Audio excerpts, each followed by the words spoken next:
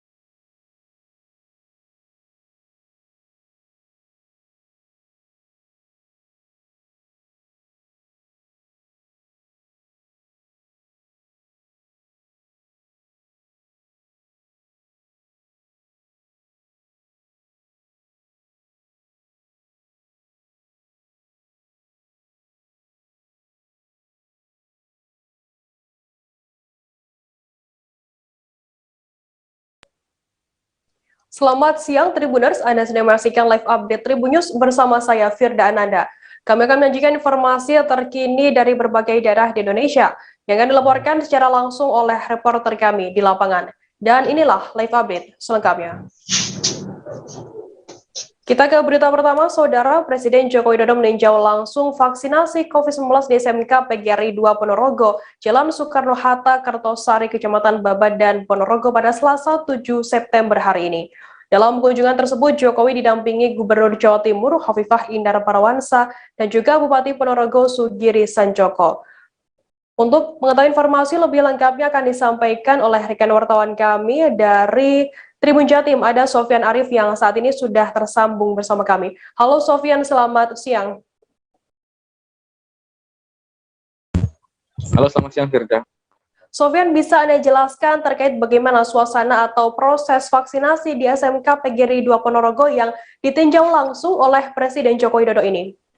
Ya, untuk proses vaksinasi di SMK PGRI 2 Ponorogo berlangsung sangat singkat Firda. Presiden Jokowi meninjau vaksinasi cuma sekitar 15 menit saja.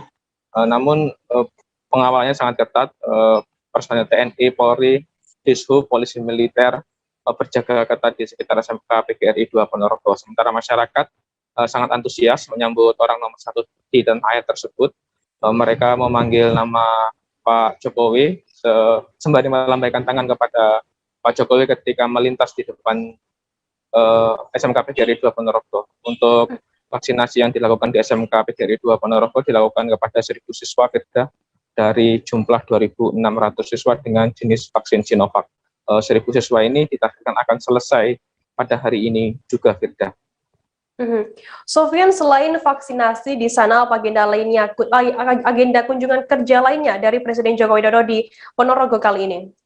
Oh ya, setelah dari SMK PGRI 2 Ponorogo, Presiden Jokowi juga melanjutkan peninjauan vaksinasi di Pondok Pesantren Turisawo di Kecamatan Ponorogo. Setelah itu, Presiden Jokowi langsung meninjau ke Bendungan Bendo Ponorogo. Rencananya Presiden Jokowi akan meresmikan bendungan tersebut yang ada di Kecamatan Sawo. Setelah di Bendungan Bendo, Presiden Jokowi rencananya akan bertolak ke Kota Madiun untuk meresmikan kampus 2 Poltek Madiun. Namun dari kabar terakhir, untuk di agenda Madiun ini di-cancel, Firda. Sementara Presiden Jokowi akan langsung ke Kota Blitar untuk ziarah ke makam Bung Karno. Mungkin bisa dijelaskan bagaimana untuk spesifikasi dari Bendungan Bendo Ponorogo yang ditinjau oleh Presiden Joko Widodo ini? Ya, untuk pekerjaan Bendungan Bendo sendiri sudah dimulai pada tahun 2013 lalu, Firda, dengan menggunakan biaya APBN sebesar 1,1 triliun.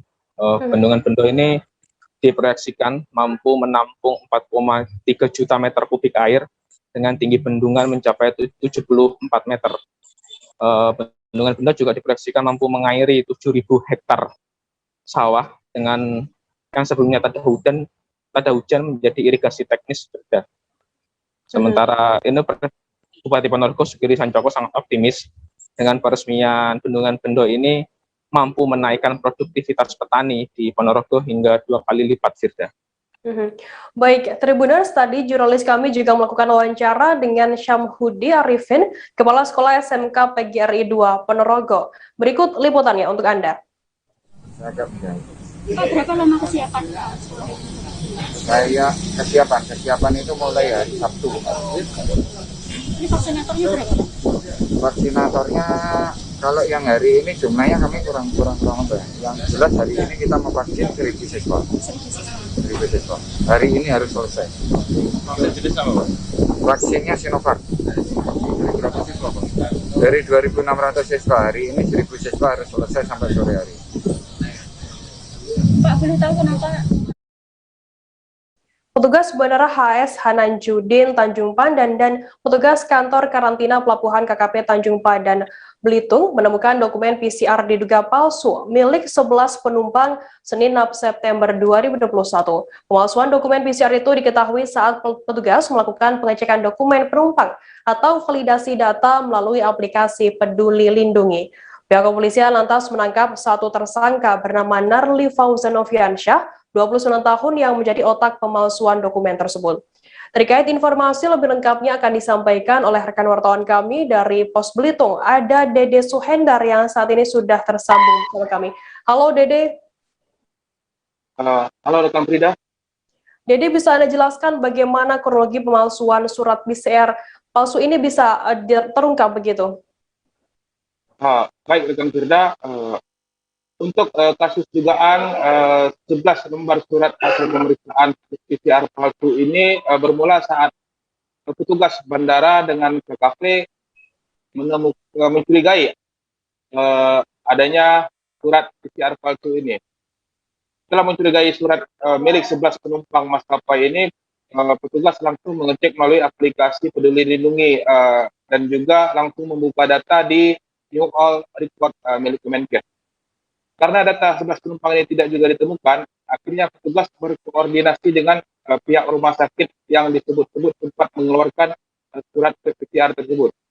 Namun hasil koordinasi pihak rumah sakit menyatakan tidak pernah mengeluarkan 11 lembar surat keterangan PCR tersebut.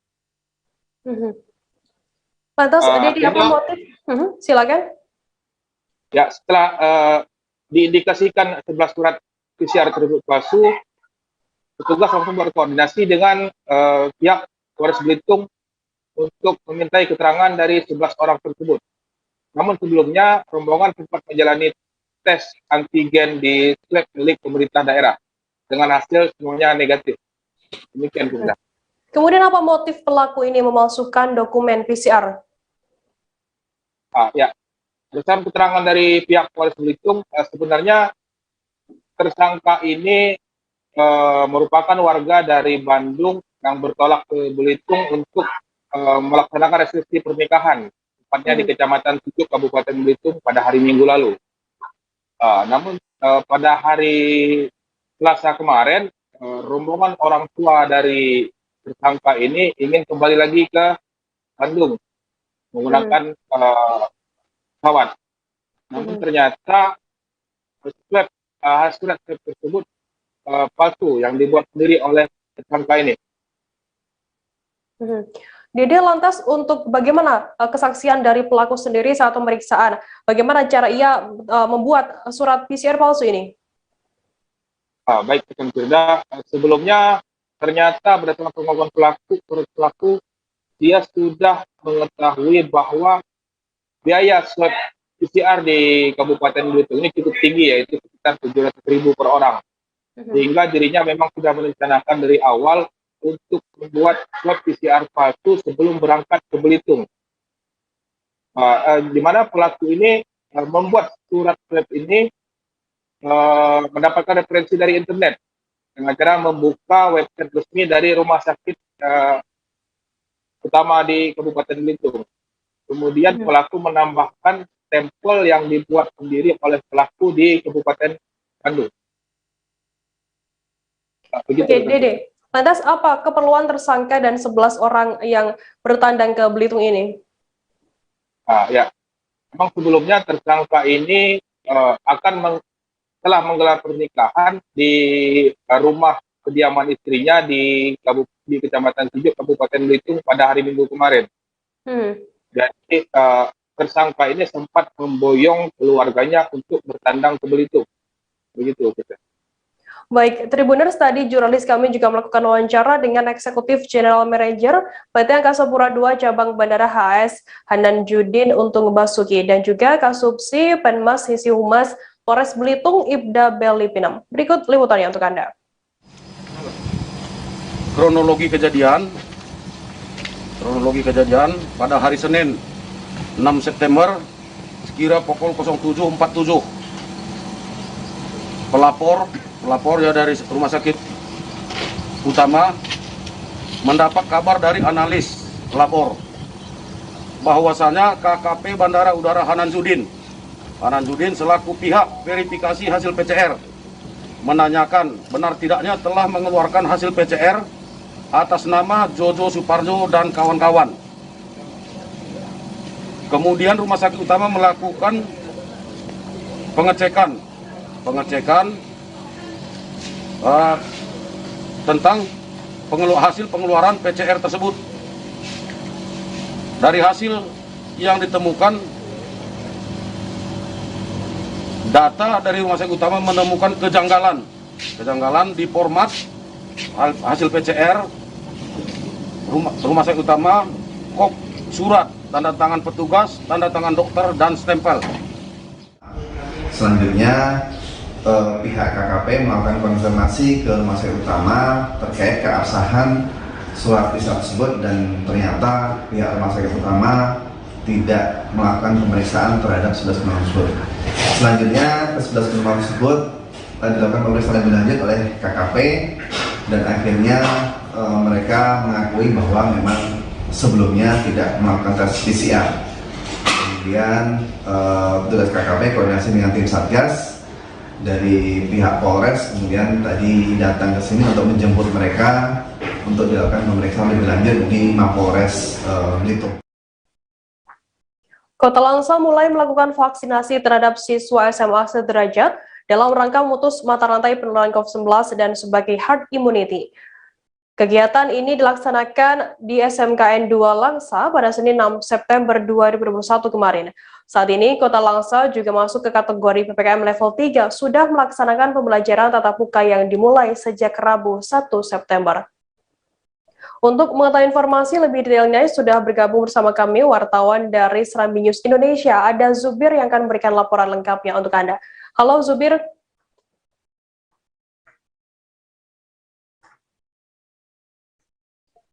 Halo Zubir, selamat siang.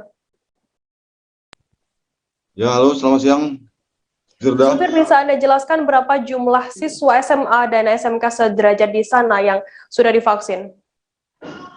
Oke, untuk hari kedua pelaksanaan vaksinasi terhadap siswa SMA sederajat untuk wilayah Kota Langsa, di hari kedua sudah mencapai sekitar 200 orang lebih. Dari target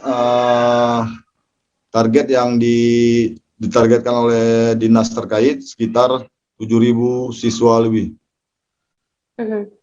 Untuk pelaksanaan, ya. Silakan.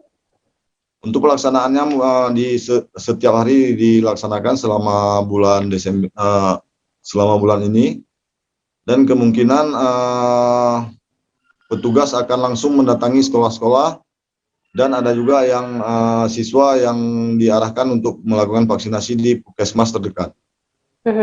Lantas, kapan dimulai vaksinasi ini, Zubir? Untuk dimulai hari pertama kemarin sudah dimulai, ditandai dengan launching oleh cabang dinas wilayah Kota Langsa bersama Forkopimda, termasuk yang memimpin Wakil Wali Kota Langsa, Dr. Haji Marzuki Hamid, bersama Kapolres, Dandim, dan pihak-pihak terkait lainnya. Untuk lokasi vaksinasi begitu, dilaksanakan di mana saja, bisa Anda jelaskan? Untuk vaksinasi di pihak sekolah dan dinas terkait, ya, dalam hal ini dinas kesehatan melalui puskesmas, dilakukan mungkin untuk satu hari bisa sampai 2 atau 3 sekolah di masing-masing kecamatan terdekat, dan dilaksanakan di sekolah, langsung di sekolah. Yang tidak tercover di hari itu kemungkinan akan diagendakan untuk melanjutkan vaksinasi ke puskesmas terdekat. Baik, Tribuners, tadi jurnalis kami juga melakukan wawancara dengan Kepala Cabang Pendidikan Wilayah Kota Langsa, Supriyadi, dan juga Koordinator Posko Satgas Pencegahan dan Penanggulangan Cabang Dinas Pendidikan Wilayah Kota Langsa, Hamzah MA. Berikut liputannya untuk Anda. Spesial terima kasih kami kepada semua pihak sekolah, Bapak Kepala Sekolah, Wakil Kepala Sekolah, Dewan Guru, anak-anak kami semua yang ada di Kota Langsa. Terima kasih atas kerjasama yang sudah dilakukan selama ini. Kita artinya sekarang sudah berdoa, kita sudah berusaha, insya Allah Allah akan mendengar, mengijabah doa kita. Semoga apa yang kita lakukan tentunya ini nanti akan berdampak sangat positif untuk proses pencegahan perkembangan wabah COVID-19 khususnya di Kota Langsa dan tentunya umumnya kita di Aceh dan di Indonesia. Demikian, sekali lagi kami ulangi terima kasih kepada pihak sekolah yang sudah dan semua anak yang mendapatkan izin dari orang tua, yang telah mendapatkan izin dari orang tua lah yang akan kita lakukan vaksin. Jadi sebelum anak divaksin, sekolah atau kepala sekolah itu menyurati para orang tua untuk meminta izin melalui surat secara tertulis. Alhamdulillah anak kita semua antusias. Kami minta dukungan orang tua supaya tidak percaya terhadap hoaks akan vaksin tidak bagus. Tapi alhamdulillah semua kita ini aman dan vaksin adalah halal. Untuk menciptakan imunitas di lingkungan sekolah menjelang pembelajaran tatap muka atau PTMT, ratusan siswa SMAN 2 Muara Enim melakukan vaksinasi dosis tahap 1 di SMAN 2 Muara Enim pada Senin 6 September 2021. Tampak para siswa melakukan vaksinasi per kelas. Untuk siswa yang sedang mendapat giliran PTM, bergiliran dengan siswa lain yang belum giliran PTMT sehingga tidak menimbulkan kerumunan di antrian untuk divaksin. Terkait informasi lebih lengkapnya akan disampaikan oleh rekan wartawan kami dari Sriwijaya Pos, ada Ardani yang saat ini sudah tersambung bersama kami. Halo Ardani. Halo. Halo Berda. Ardani, bisa Anda jelaskan berapa total siswa yang sudah divaksin kali ini? Baik Berda. Saat ini jumlah siswa SMA 2 Morenim itu sebanyak 751 siswa, di mana sekitar 400 orang yang akan divaksin Sinovac, sebab selebihnya sudah divaksin melalui jalur umum. Pelaksanaan vaksin ini diperkirakan selama 1 hari yang bekerjasama dengan Dinas Kesehatan Morenim. Dan untuk menghindari penumpukan dalam vaksin akan diatur per sesi sehingga tidak menciptakan ini baru, maksudnya menciptakan klaster baru bagi siswa itu sendiri. Kemudian, bagaimana tanggapan dari siswa yang ada di sana setelah disuntikan vaksin COVID-19 ini? Baik, Beda. Tanggapan siswa setelah divaksin, mereka sangat antusias sekali. Sebab mereka jika melakukan vaksin di jalur umum sangat kesusahan. Karena di sini antri pun sampai jam 2 pagi masyarakat telah antri untuk memvaksin. Jadi dengan adanya vaksin di sekolah-sekolah itu sangat disambut baik oleh siswa. Karena di sekolah itu lebih aman dan lebih terjamin karena tidak tercampur dengan masyarakat luar. Itu kira. Ardani, lantas apa harapan dari pihak sekolah mungkin dan juga siswa yang ada di sana setelah disuntik vaksin ini? Harapan siswa maupun guru, mereka berharap seluruh rakyat Indonesia ini bisa divaksin sehingga tercipta imunitas nasional. Dengan tervaksinnya seluruh masyarakat Indonesia, maka otomatis akan mengangkat perekonomian karena bisa beraktivitas kembali normal. Termasuk siswa bersekolah. Dan mereka berharap ke depan vaksin tidak lagi susah didapat untuk di daerah. Itu harapan mereka. Baik, Tribuners, tadi jurnalis kami Ardani juga melakukan wawancara dengan Lia Belin, 16 tahun, siswa SMAN 2 Muara Enim, dan juga Kepala Sekolah SMAN 2 Muara Enim, Darmadi. Berikut liputannya untuk Anda. Dapat kuota 720 siswa. 720 siswa, Pak, ya? Dari Dinas Kabupaten, Dinas Kesehatan Kemarin. Untuk siswa hari ini sudah divaksin semua atau bertahap atau bagaimana? Bertahap, jadi kami bagi sisi biar tidak terjadi kerumunan dalam vaksinasi. Harapan kita, Pak, dengan vaksinasi ini, Pak? Harapan kita dengan adanya seluruh siswa sudah divaksinasi itu PTM atau pembelajaran tatap muka itu bisa dilaksanakan secara maksimal atau sesuai dengan yang kita harapkan. Tapi sejauh ini, Pak, untuk PTM sendiri kita sudah siap atau gimana, Pak, untuk fasilitas? Untuk PTM, alhamdulillah kita sudah mulai minggu yang lalu dan ini minggu kedua, dan dalam pelaksanaannya itu alhamdulillah berjalan dengan lancar dan anak-anak dalam keadaan sehat maupun Bapak Ibu guru juga sangat antusias untuk melaksanakan PTM ini.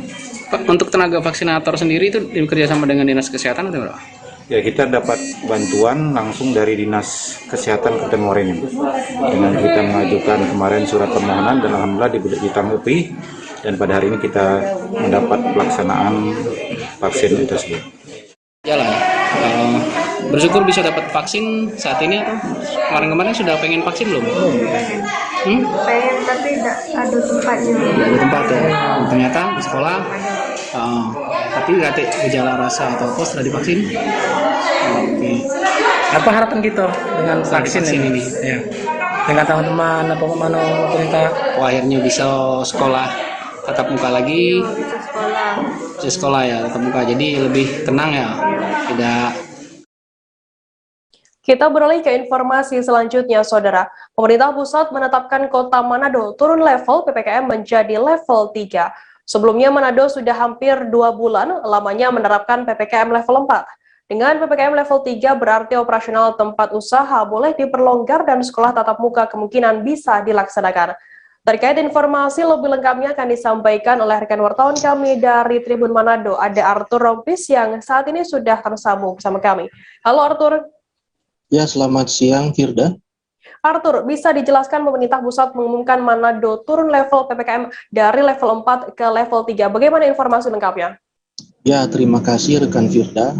Jadi pemerintah pusat menurunkan level PPKM untuk Kota Manado dari level 4 menjadi level 3, dan hal tersebut diumumkan tadi malam lewat situs dari pemerintah, dan hal ini menjadikan kabar gembira bagi warga Kota Manado, terutama para pelaku usaha yang selama ini aktivitas perdagangannya dibatasi, dan juga tentu saja dari pemerintah Kota Manado.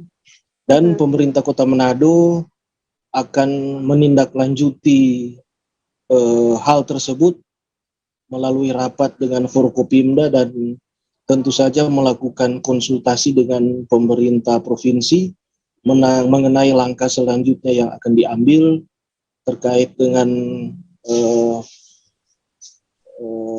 pembukaan kembali sekolah-sekolah dan juga agar mal bisa beroperasi di atas pukul 8 malam. Demikian rekan Firman.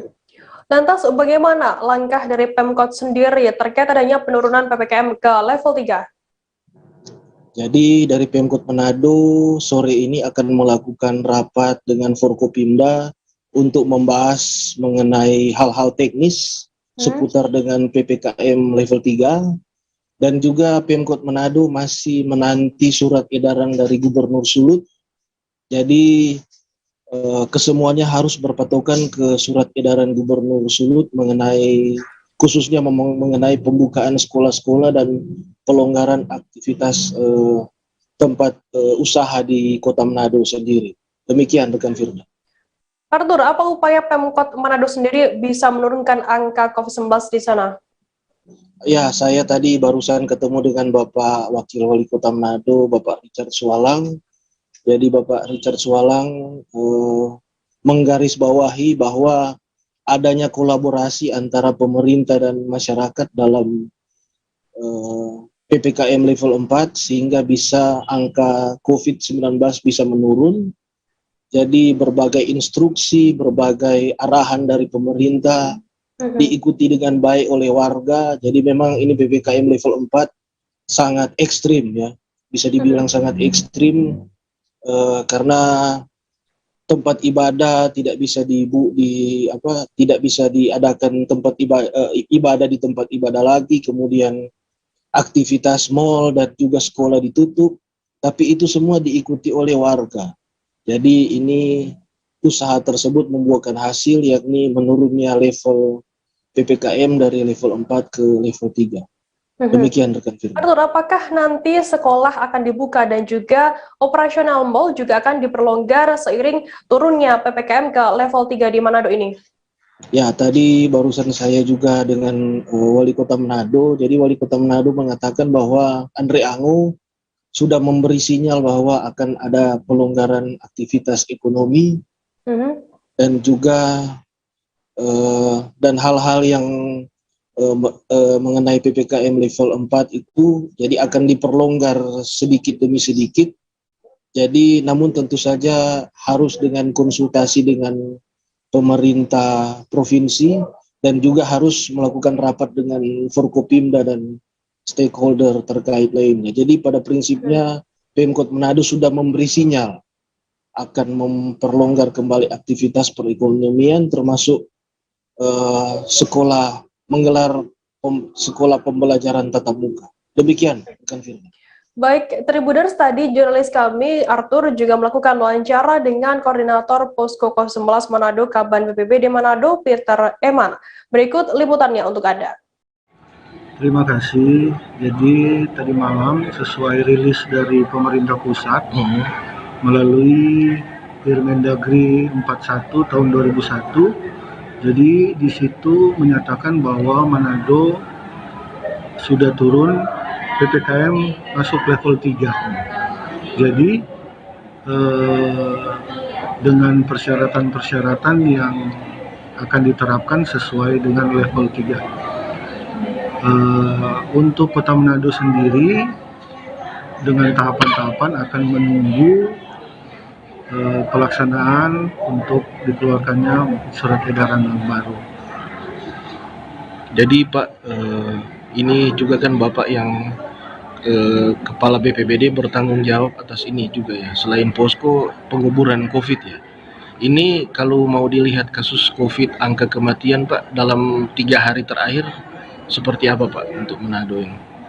Terima kasih. Jadi untuk penanganan kami di bidang pemakaman protap COVID, jadi syukur puji Tuhan ini semakin melandai. Tribuners, kita akan jeda sejenak. Kami masih akan menyajikan informasi menarik untuk Anda, so saya ini tetap di Live Update. Oke, apa kabar Bang Arif di sini untuk strateginya? Kalau saya sendiri di Gimik 37 ini yang semalam baru mulai, saya udah hitam. Sebenarnya aku nggak ngerasa itu penangkapan atau penggerebegan atau apapun itu. Karena gini loh, posisinya aku kriteria. Jadi kita mengenal disebut dengan stroke yang tidak berdarah dengan stroke yang berdarah. Stroke yang tidak berdarah itu biasanya ditandai dengan adanya penyumbatan. Kalau itu terjadi di sini mungkin pikirnya tidak ke situ kali ya, tapi kalau di Korea atau di Kamboja itu ada beberapa paper yang saya itu mas, ya dulunya tukang koran. Oh gitu ya, tukang koran. Ya saya baca itu pak. Tuh kan pernah baca kan? Ya. Jadi kalau saya jadi tanggal itu udah bersyukur banget. Si anak ini dijadikan sebagai tersangka begitu. Ya kalau ini kita bicara yang di luar kasus Sebongombo ya. Dengan nama hujan shower, di mana terdapat batas jelas antara daerah hujan dan tidak hujan yang biasanya terjadi pada fase awal mature stage atau tahap berbahaya itu Kang. Jadi mulai artinya terjadinya perlembekan. Nah itu untuk penetrasi akan sulit gitu ya. Dok saya ini menurut saya memang tidak mudah, bukan urusan tanah diambil. Kalau misalnya Amerika Serikat sekarang, Rasulullah mengatakan dalam sebuah hadis bahwa berpuasa di 6 hari Syawal itu. Oke, apa kabar Bang Arif di sini untuk strateginya? Kalau saya sendiri di Gimik 37 ini yang semalam baru mulai, saya udah hitam. Sebenarnya aku nggak ngerasa itu penangkapan atau penggerebegan atau apapun itu. Karena gini loh, posisinya aku kriteria. Jadi kita mengenal disebut dengan stroke yang tidak berdarah dengan stroke yang berdarah. Stroke yang tidak berdarah itu biasanya ditandai dengan adanya penyumbatan. Kalau itu terjadi di sini mungkin pikirnya tidak ke situ kali ya, tapi kalau di Korea atau di Kamboja itu ada beberapa paper yang saya itu mas, ya dulunya tukang koran. Oh gitu ya, tukang koran. Ya saya baca itu pak. Tuh kan pernah baca kan? Ya. Jadi kalau saya jadi tanggal itu udah bersyukur banget. Si anak ini dijadikan sebagai tersangka begitu. Ya kalau ini kita bicara yang di luar kasus Sebongombo ya. Dengan nama hujan shower, di mana terdapat batas jelas antara daerah hujan dan tidak hujan yang biasanya terjadi pada fase awal mature stage atau tahap berbahaya itu Kang. Jadi mulai artinya terjadinya perlembekan. Nah itu untuk penetrasi akan sulit gitu ya. Dok saya ini menurut saya memang tidak mudah, bukan urusan tanah diambil. Kalau misalnya Amerika Serikat sekarang, Rasulullah mengatakan dalam sebuah hadis bahwa berpuasa di 6 hari Syawal itu. Oke, apa kabar Bang Arif di sini untuk strateginya? Kalau saya sendiri di Gimik 37 ini yang semalam baru mulai, saya udah hitam. Sebenarnya aku nggak ngerasa itu penangkapan atau penggerebegan atau apapun itu. Karena gini loh, posisinya aku kriteria. Jadi kita mengenal disebut dengan stroke yang tidak berdarah dengan stroke yang berdarah. Stroke yang tidak berdarah itu biasanya ditandai dengan adanya penyumbatan. Kalau itu terjadi di sini mungkin pikirnya tidak ke situ kali ya, tapi kalau di Korea atau di Kamboja itu ada beberapa paper yang saya itu mas, ya dulunya tukang koran. Oh gitu ya, tukang koran. Ya saya baca itu pak. Tuh kan pernah baca kan? Ya. Jadi kalau saya jadi tanggal itu udah bersyukur banget. Si anak ini dijadikan sebagai tersangka begitu. Ya kalau ini kita bicara yang di luar kasus Sebongombo ya. Dengan nama hujan shower. Terima kasih Anda masih bersama kami di Live Update. Kita beralih ke informasi selanjutnya, Saudara. Seorang pedagang ayam potong di Ogan Ilir, Sumatera Selatan menjadi korban penembakan oleh orang tak dikenal. Menurut keterangan polisi, korban bernama Dedi Kurniawan, usia 30 tahun, warga Indralaya, Ogan Ilir. Beberapa saat sebelum peristiwa penembakan beberapa hari lalu, korban tiba di Pasar Beti di Desa Meranjat, Kecamatan Indralaya Selatan. Saat tiba di pasar, korban yang masih duduk di atas motor tiba-tiba ditembak oleh seorang pria dari arah belakang. Untuk mengetahui informasi lebih detailnya sudah bergabung bersama kami wartawan dari Tribun Sumsel. Ada Agung Dwi Payana yang akan memberikan laporan lengkapnya untuk Anda. Halo Agung. Ya, halo rekan Firda dan juga Tribuners. Agung, bisa Anda jelaskan setelah penembakan tersebut, bagaimana situasi dan kondisi terkini di lokasi? Baik Firda dan juga Tribuners, dapat kami laporkan peristiwa penembakan di Pasar Beti, Kecamatan Desa Meranjat, Kecamatan Indralaya Selatan, Ogan Ilir, itu terjadi pada Sabtu 21 Agustus lalu pukul 6 pagi. Saat itu korban yang merupakan pedagang ayam potong baru tiba di pasar tradisional, kemudian begitu tiba korban menjadi korban penembakan oleh orang tak dikenal. Setelah dilakukan penyelidikan oleh kepolisian dan korban dirawat di rumah sakit, saat ini situasi dan kondisi di TKP, tepatnya di Pasar Beti tersebut, situasi aman dan kondusif. Namun meski demikian, polisi masih melakukan penjagaan di TKP penembakan tersebut, Firda. Kemudian apa hasil dari penyelidikan pihak kepolisian mengenai motif dari penembakan ini, Agung? Ya, Firda, kepolisian dalam hal ini Polres Ogan Ilir dan Polsek Tanjung Batu, yang maksud kami Polsek Indralaya, sedang melakukan penyelidikan terhadap kasus penembakan ini. Untuk sementara, dugaan dari pihak kepolisian bahwa ada persoalan utang piutang antara korban dan pelaku penembakan yang belum diketahui identitasnya ini. Mengingat sebelumnya polisi juga sempat menerima laporan bahwa ada kasus penembakan serupa di wilayah Palembang yang berbatasan dengan Ogan Ilir. Firda. Mungkin bisa Anda jelaskan terkait penembakan sebelumnya yang berlokasi sama di sana?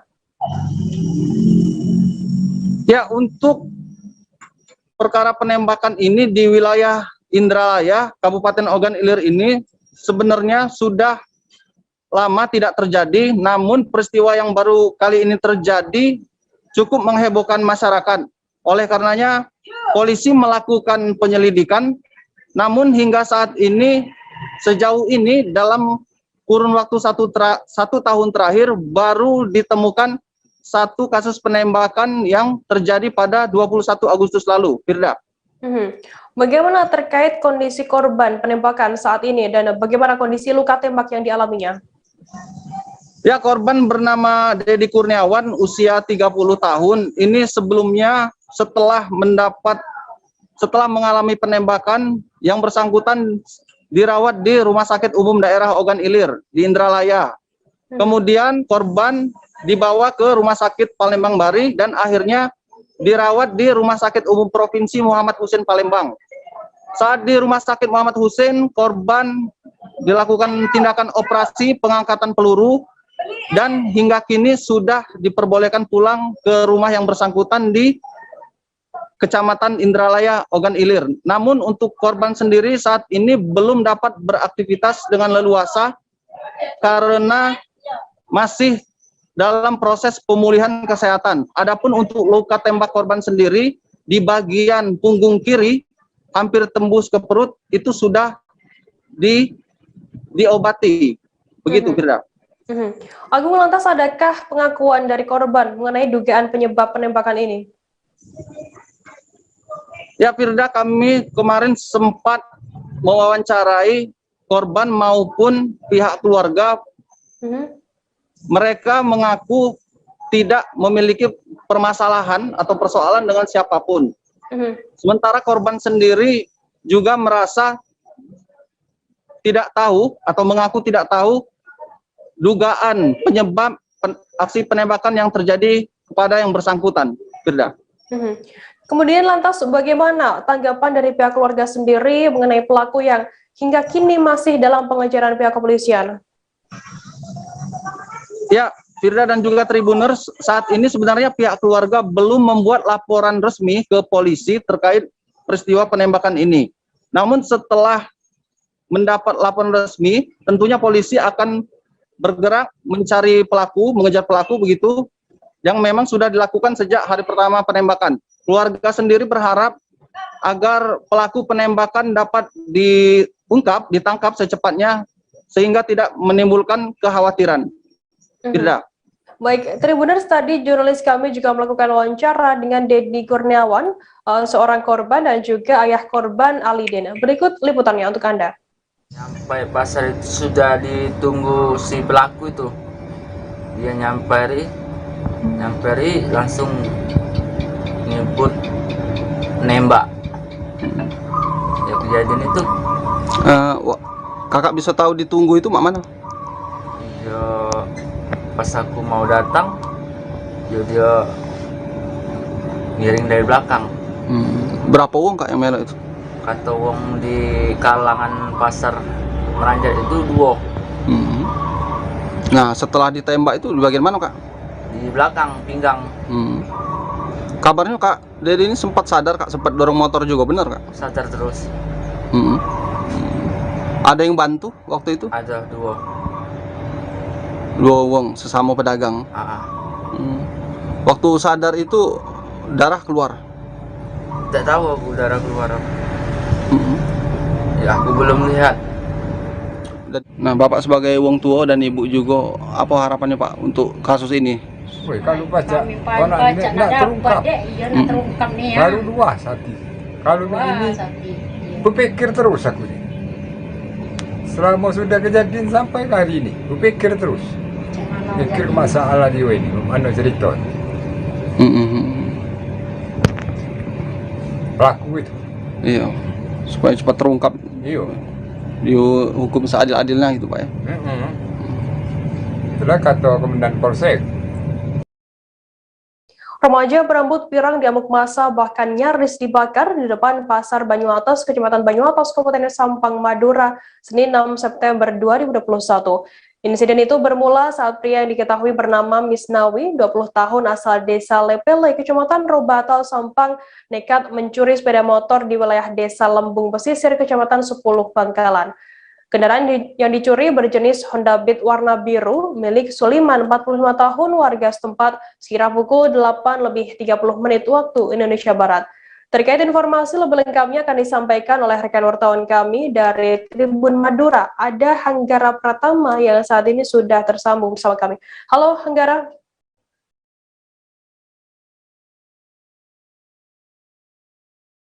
Halo Hanggara.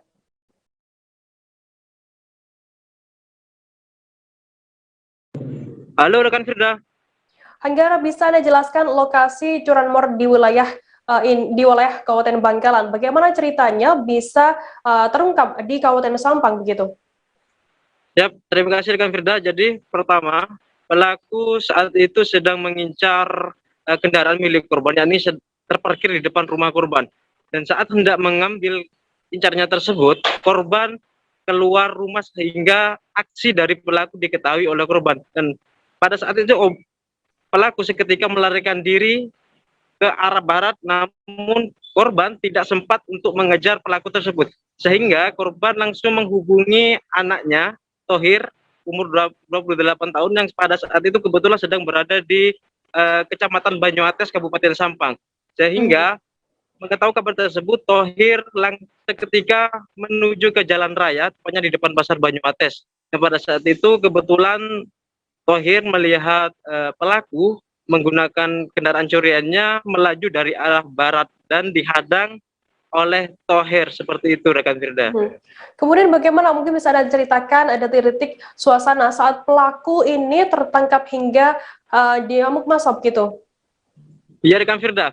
Dan ketika dihadang oleh Thohir, anak dari korban, seketika pada saat itu pelaku mengalami oleng dan menabrak salah satu kendaraan milik pengunjung pasar Banyuates dan terjatuh. Maka dari itu warga setempat langsung mengeroyok si pelaku hingga babak belur dan bahkan sempat akan dibakar. Namun upaya kepolisian yang pada saat itu sedang berpatroli langsung mengamankan pelaku dan dibawa ke Polsek Banyuates, seperti itu rekan Firda.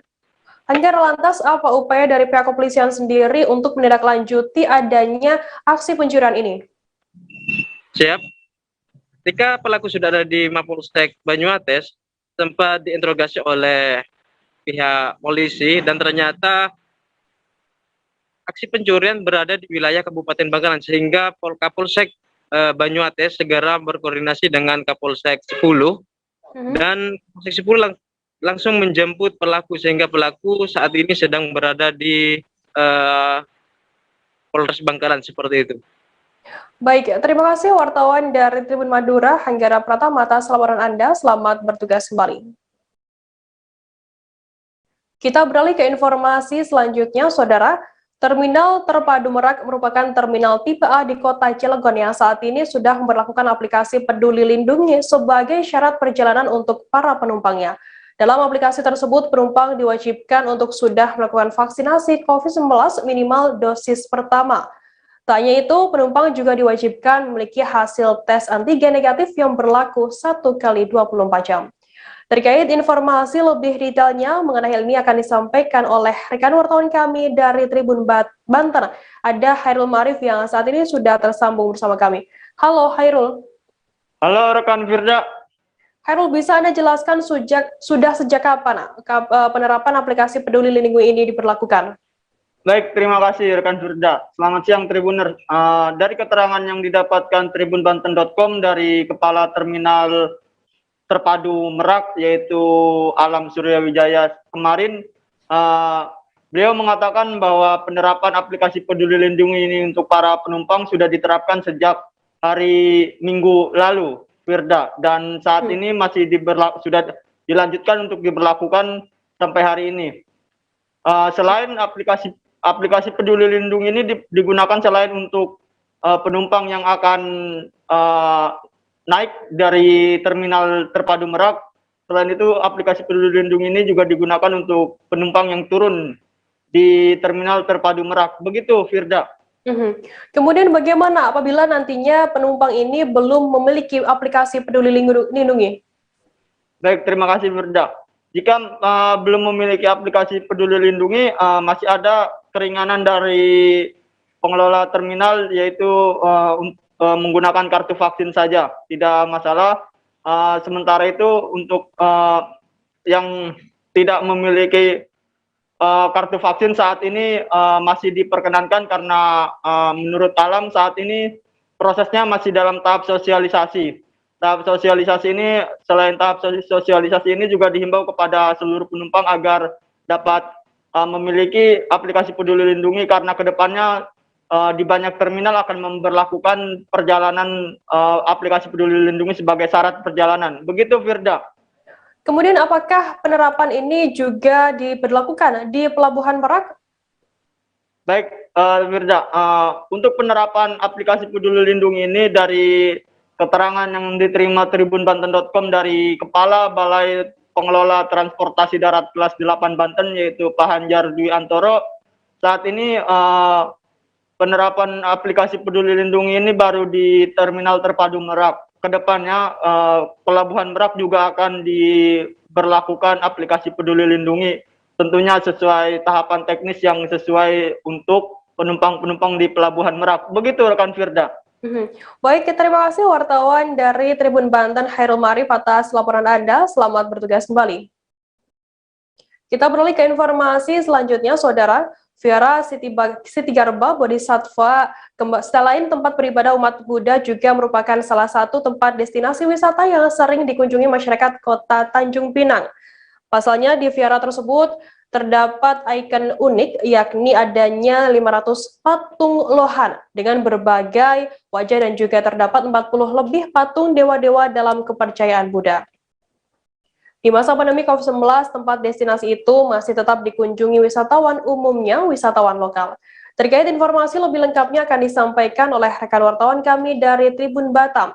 Ada Ilham Muhammad yang saat ini sudah tersambung bersama kami. Halo Ilham.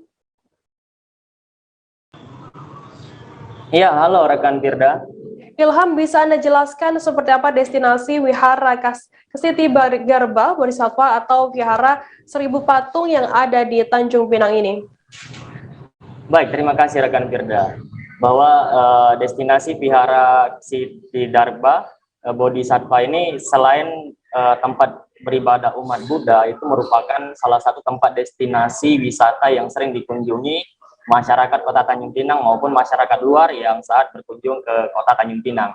Pasalnya di vihara itu terdapat ikon unik yang itu adanya 500 patung lohan dengan berbagai wajah dan juga 40 lebih patung dewa-dewa dalam kepercayaan Buddha. Sehingga dengan adanya patung yang tidak sedikit itu menarik menarik bagi masyarakat setempat dan juga masyarakat luar. Sehingga akhirnya lokasi dari tempat peribadatan umat Buddha itu kini juga menjadi tempat destinasi masyarakat di Kota Tanjung Pinang. Kemudian kapan destinasi wisata tersebut sudah dibuka dan bagaimana komentar warga yang berkunjung ke sana? Baik rekan Firda, jadi pada saat pandemi COVID-19 ini di mana sempat sejumlah destinasi wisata yang ada di Provinsi Kepulauan Riau termasuk juga di Kota Tanjung Pinang itu sempat mengalami penutupan dan ditutup ya. Dan kemudian mengingat kasus COVID-19 sendiri di Kota Tanjung Pinang telah mengalami penurunan yang signifikan dan sekarang hanya hampir sekitar 200-an lebih ya, dan sudah menurun drastis sehingga lokasi destinasi wisata juga yang ada di Kota Tanjung Pinang mulai kembali dibuka dan juga mulai didatangi oleh masyarakat setempat. Nah, di mana salah satu komentar warga yang saat Tribun Batam melakukan pantauan di sana, bahwa mereka selama masa pandemi COVID-19 tidak mengetahui bahwa destinasi wisata Vihara Seribu Patung ini dibuka, sehingga mereka juga sedikit tidak yakin buka, sehingga mereka jarang ke sana. Namun, menurut penuturan salah satu pengunjung yaitu Linda, bahwa ketika dia berkunjung ke sana ternyata buka, dia merasa sangat bersyukur. Pasalnya destinasi wisata ini sangat terkenal dan populer di Kota Tanjung Pinang sendiri. Kemudian apa saja syarat untuk masuk ke destinasi wisata ini? Baik rekan Firda, adapun syarat untuk memasuki destinasi wisata Vihara Seribu Patung ini ini cukup terbilang murah, di mana syaratnya hanya harus membeli tiket yang dihargai sebesar Rp5.000 untuk per orang dewasa. Sedangkan untuk anak-anak itu gratis. Dan salah satu syarat lainnya adalah harus dan wajib mengenakan protokol kesehatan yaitu masker serta mencuci tangan di gerbang masuk vihara. Demikian rekan Firda. Baik, terima kasih wartawan dari Tribun Batam Ilham Muhammad atas laporan Anda. Selamat bertugas kembali. Kita beralih ke informasi selanjutnya, Saudara. Viral beredar video kekerasan terhadap anak di bawah umur yang diduga dilakukan oleh orang tua kandungnya Senin 6 September. Video singkat yang berdurasi kurang dari 1 menit tersebut direkam oleh seorang warga yang diketahui berada di Kelurahan Teluk Dawan, Kecamatan Sabak Barat, Kabupaten Tanjung Jabung Timur. Dalam video yang beredar, tampak seorang anak laki-laki diperkirakan berusia di bawah 10 tahun tengah berdiri di pinggir sungai sembari menangis. Terkait informasi lebih lengkapnya akan disampaikan oleh rekan wartawan kami dari Tribun Jambi, ada Abdullah Usman yang saat ini sudah tersambung bersama kami. Halo Usman.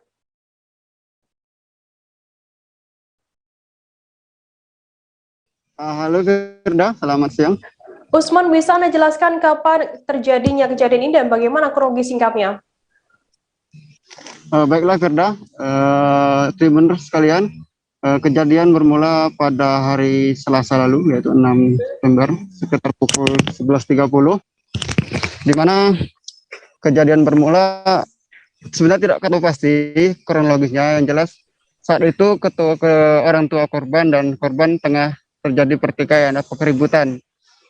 Belum ketahui apa penyebabnya, namun dalam video yang beredar dan keterangan orang tua si ibu korban bahwa sang ayah saat itu sedang terbawa emosi sehingga sempat memukul anak kandungnya, sehingga direkam oleh salah satu warga, kemudian video itu viral. Begitu Firda. Berarti betul korban dan juga pelaku ini ada hubungan keluarga, berarti bapak dan anak begitu? Iya benar Firda. Kedua ini merupakan ayah dan anak yang tinggal di Kelurahan Teluk Dawan, Kecamatan Sabak Barat, Kabupaten Tanjung Jabung Timur. Kemudian benarkah setelah melakukan kekerasan begitu, pelaku juga melempar korban hingga ke sungai, dan yang dikenal merupakan habitat buaya begitu.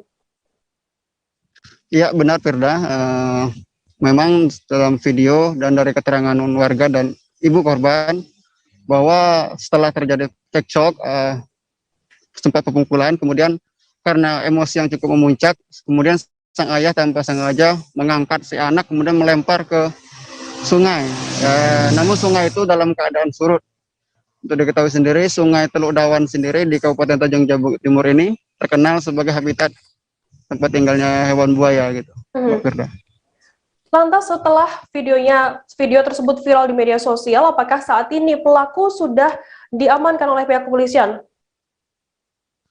Ya baik Firda, tepat kemarin setelah video itu viral beberapa jam diupload, kemudian Satreskrim Polres Tanjung Jabung Timur langsung mendatangi TKP dan mengamankan ayah korban, dan saat ini tengah dibawa ke Mapolres untuk diperiksa lebih lanjut. Bagaimana Begitu, untuk Firda. update terkini pasca kejadian penganiayaan ini, Usman? Baik Firda, tadi baru saja sekitar pukul 10.30 hingga pukul 12 tadi, pihak kecamatan, pihak pemerintah Kabupaten Dinas Sosial dan Provinsi menjenguk sekaligus mengecek kondisi korban, anak korban, juga kondisi keluarga korban, dan beberapa arahan tadi telah disampaikan, termasuk yang disampaikan oleh ibu korban terkait kasus ini, mengingat saat ini si ibu korban dalam keadaan mengandung. Mereka minta agar kasus ini mendapat titik terang lah, si ayah korban tidak ditahan atau bagaimana, mengingat si ibu sedang kondisi hamil. Mereka takut nanti nafkah bagaimana gitu, Firda. Baik, Tribuners, tadi jurnalis kami juga melakukan wawancara dengan Kapolres Tanjung Jabung Timur, AKBP Andi Muhammad Iksan Usman, dan juga Lurah Teluk Dawan Wahyu Setiawan. Berikut liputan lengkapnya untuk Anda. Yang diduga pelaku kami sudah amankan, dan sekarang sementara proses pemeriksaan oleh penyidik. Kalau motif sendiri Pak? Motifnya nanti mungkin perlu pendalaman, karena kita tidak tahu. Karena informasi bahwa yang bersangkutan ini sudah berulang kali melakukan. Apakah dia memang ada gangguan jiwa ataukah memang yang lainnya, kita perlu pendalaman lebih lanjut. Tapi yang bersangkutan sekarang sudah diambil keterangannya oleh penyidik untuk ada di apa terkait narkotika Pak, mana tahu? Belum kami dalami sampai ke sana karena baru beberapa jam yang lalu kita ambil, kita periksa dulu. Kalau memang ada mengarah ke sana, nanti kita akan langsung cek urin. Untuk anak sendiri umur berapa tahun Pak? Anak sendiri kurang lebih 5 tahun. Ya. Terkait kejadian tadi pagi ini dari kita tanggapannya kayak mana? Jadi saya ulang lagi, kalau kejadian itu bukan pagi tadi, ini kejadian sekitar jam 12-an, sekitar jam sholat zuhur. Jadi saya pun menerima laporan karena ini sempat viral dulu di media sosial. Oleh itu rekan kelurahan anak buah saya tadi mengirimkan pesan langsung videonya ke saya. Saya dengar sudah saya membaca itu, saya langsung ke lokasi. Dan itu lokasi pun sudah ramai, masyarakat berkumpul, sudah banyak yang sudah mulai itu.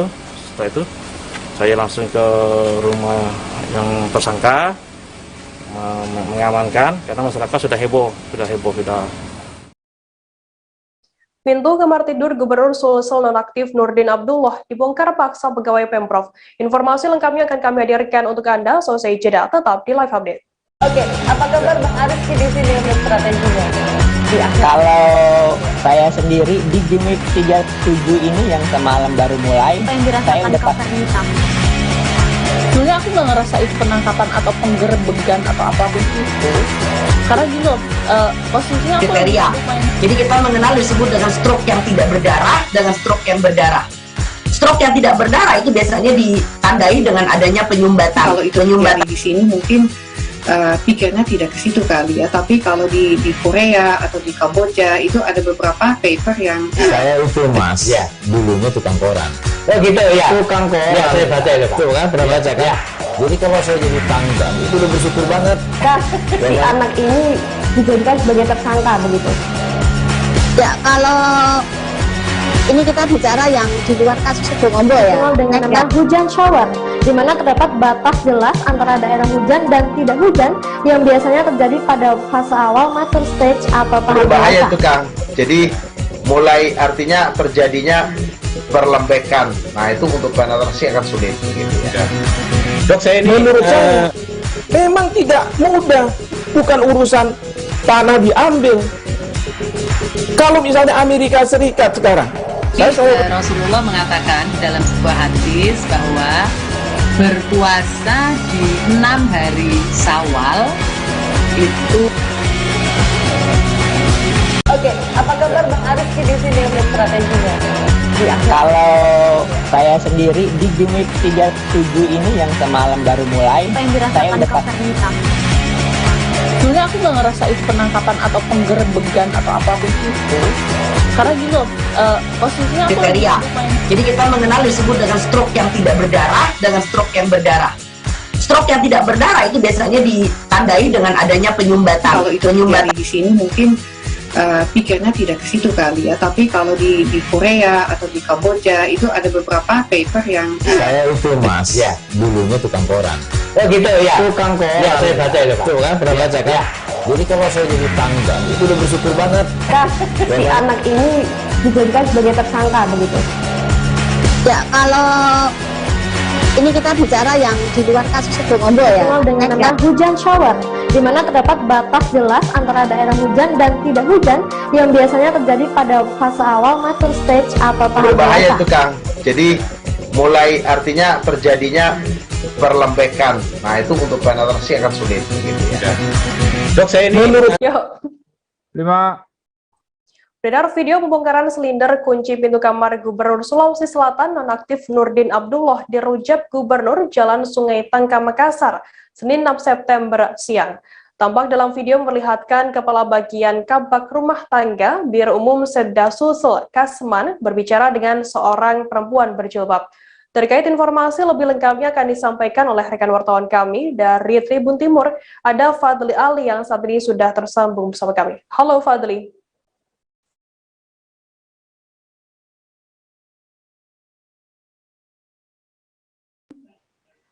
Ya, halo Firda. Fadli, bisa dijelaskan apakah benar pintu kamar tidur Nurdin Abdullah di Rujak Gubernur dibongkar paksa oleh pegawai Pemprov?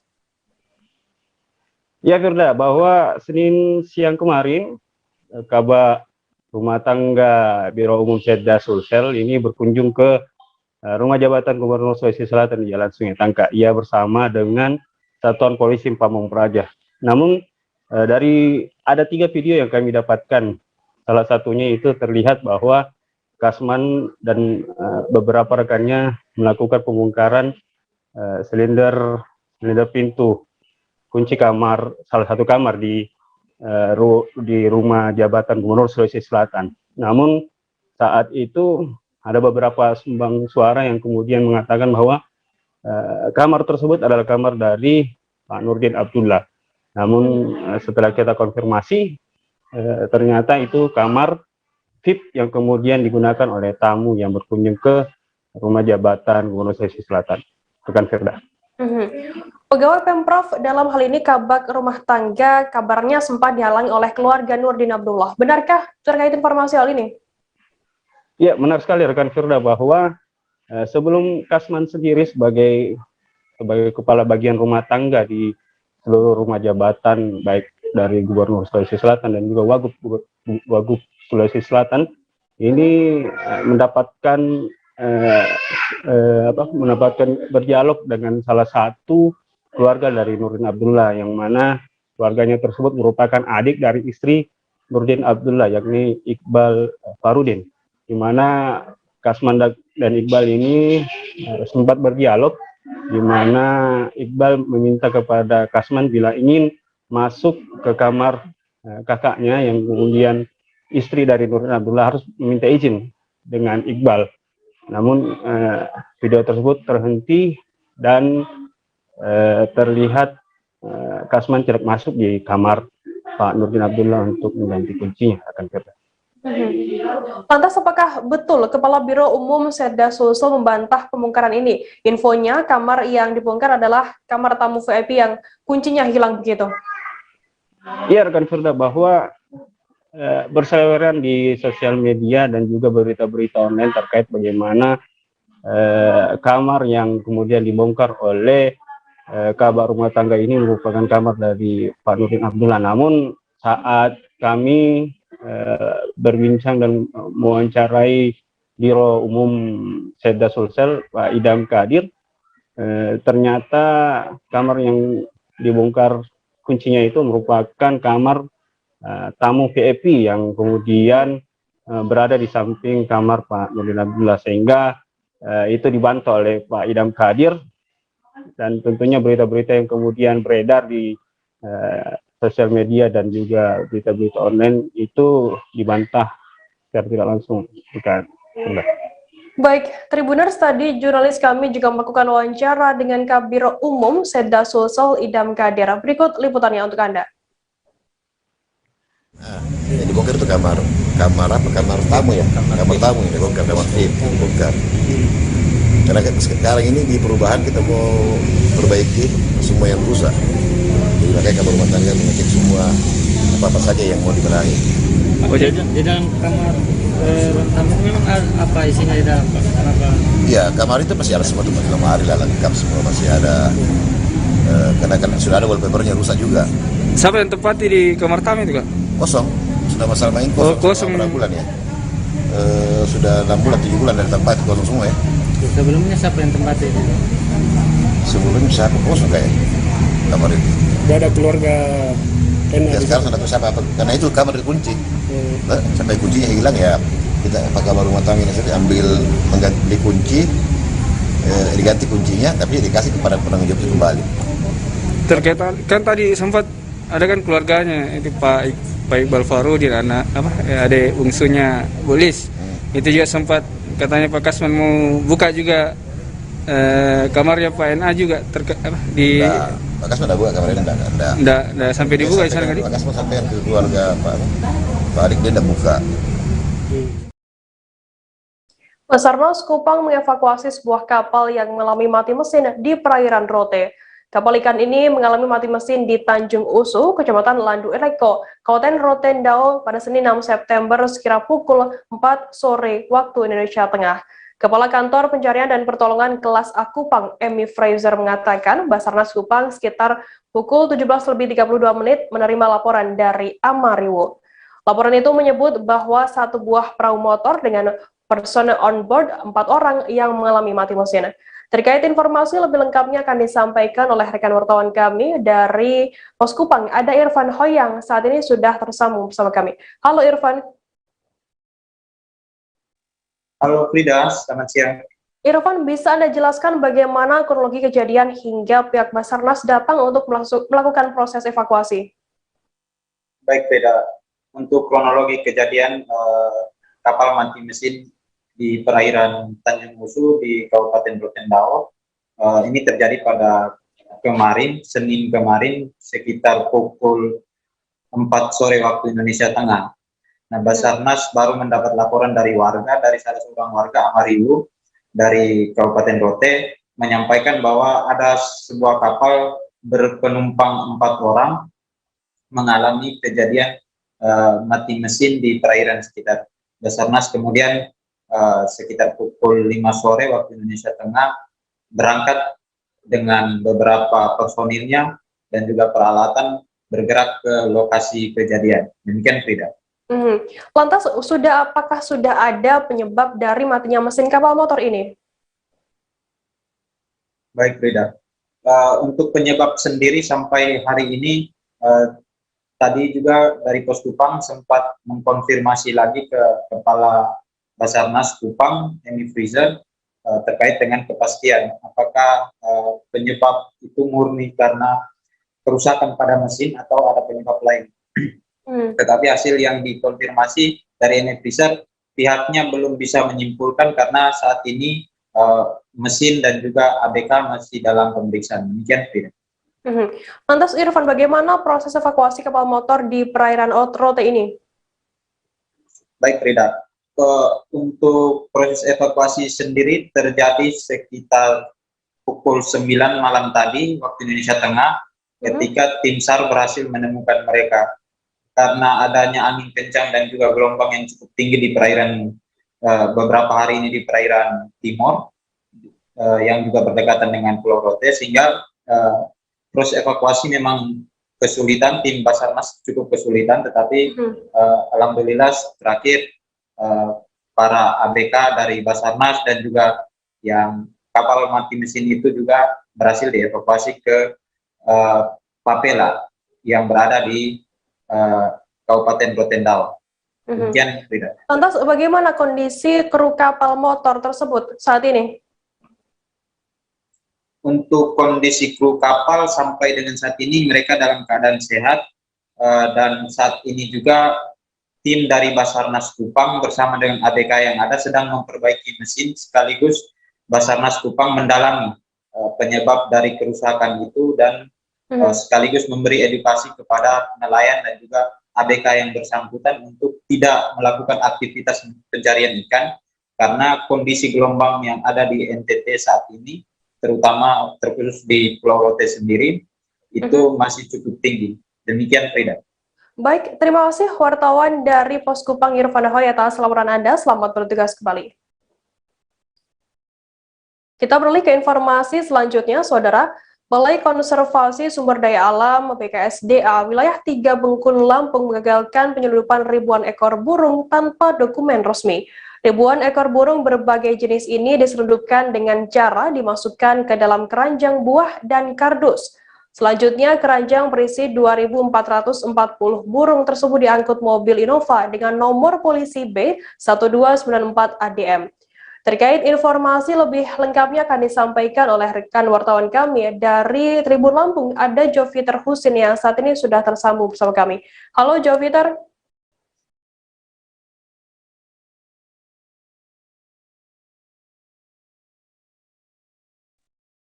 Halo Firda.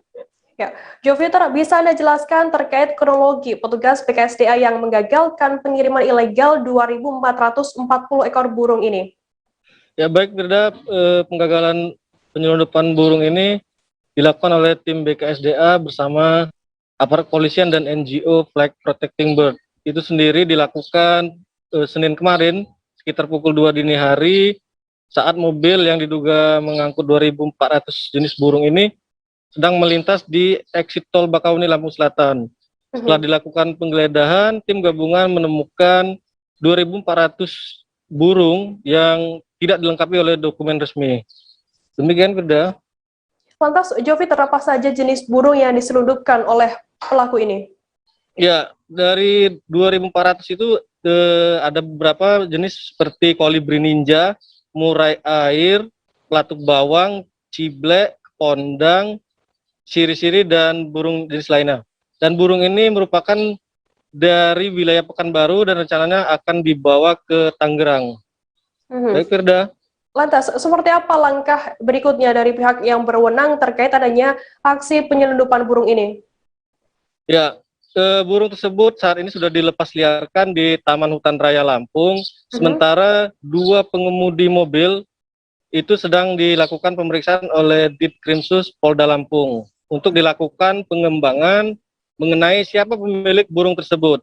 Demikian, Firda.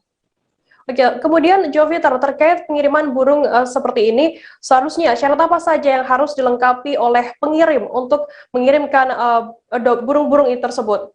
Ya, seperti disampaikan ke Kepala Seksi Konservasi BKSDA Wilayah Lampung, Ibsen Zawahiri mengatakan seharusnya burung ini melengkapi surat angkut dari BKSDA dan surat kesehatan dari Balai Karantina setempat.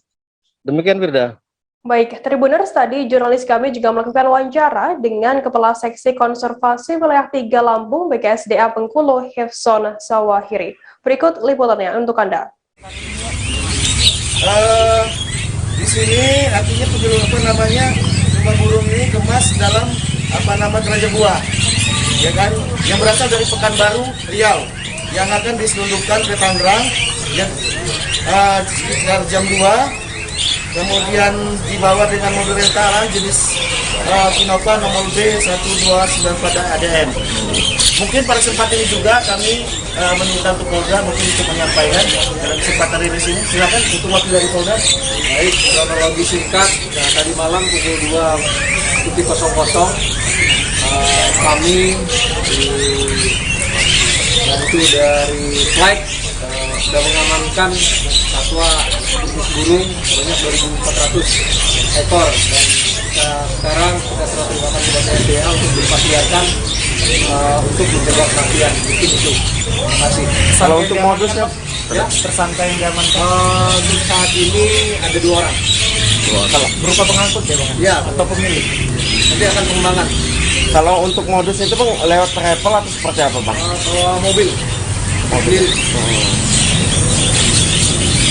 Untuk kategori satwa sendiri pak? Untuk kategori satwa sendiri? Dilindungi apa? Satwa sendiri tidak dilindungi. Nah, setelah kita identifikasi oleh petugas kita, satwa tersebut tidak dilindungi. Kita beralih ke Jawa Tengah, Saudara. Satlantas Polres Karanganyar mengamankan puluhan kendaraan berkenal potbrong pada Senin 6 September dini hari, pukul 2 dini hari waktu Indonesia Barat.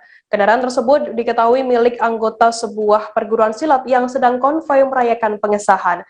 Kasat Lantas Polres Karanganyar AKP Sarwoko melalui KBO Satlantas Polres Karanganyar, Ibtu Anggoro Wahyu mengatakan, aksi konvoi anggota silat tersebut mengganggu masyarakat.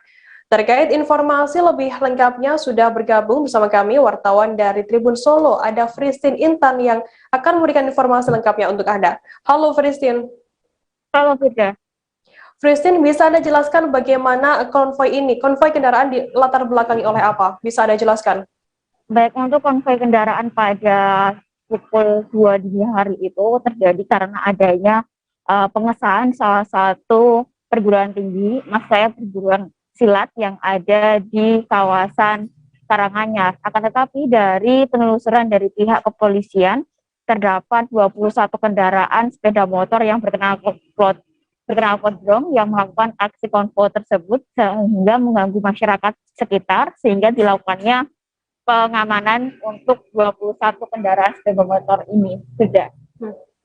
Lantas bagaimana untuk akibat dari konvoi ini yang dilakukan oleh salah satu perguruan silat di Karanganyar? Ya, Firda, terkait mengganggunya aktivitas masyarakat terkait dengan adanya konvoi ini dari pihak KPO Satlantas Polres Karanganyar, Ibtu Anggoro Wahyu mengatakan bahwa setelah dilakukannya penelusuran itu langsung dilakukannya pengamanan, dan untuk masyarakat yang telah melaporkan juga telah diberikan himbauan untuk apabila adanya aksi konvoi yang serupa harus langsung melakukan pelaporan kepada pihak Satlantas Polres Karanganyar sendiri. Firda. Kemudian apakah dari pihak kepolisian sendiri apakah juga melakukan penilangan terhadap orang-orang yang mengikuti konvoi ini?